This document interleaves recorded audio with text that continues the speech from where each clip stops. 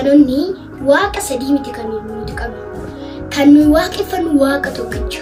Sababni isaayyuu waaqni nuyi waaqeffannu waaqa sadii utuu hin taane waaqa tokkodha. Waaqni keenya waaqa karaa sadii qulqulluusedha. Innis Waaqayyo Abbaa isa namni argee jiraachuu hin dandeenye. Waaqayyo Ilmaa immoo isa foon ta'ee nu gidduu uffatedha. Waaqni Hafuura Qulqulluu immoo isa Waaqayyo ittiin nu keessa jiraatee fi isa nu keessa jiraachaa jirudha. Yesuus Kiristoos macaafa qulqulluu keessatti abbaan ana keessa, ani abbaa keessa, isin ana keessa, ani immoo isin keessa jedhee dubbata. Kanaafiyyuu Yesuus Kiristoos malee namni Waaqayyo Abbaa beekuu hin danda'u. Kanaaf Waaqayyo Abbaatti amanuudhaaf ilma beekuu dirqama. Ilmi Waaqayyo Abbaan Hafuura Qulqulluudhaan nu keessa jiraata. Yesuus Kiristoos fayyisaa lubbuu kee godhadhuu fudhadhu. Ameen. Ameen. Jira Yesuus.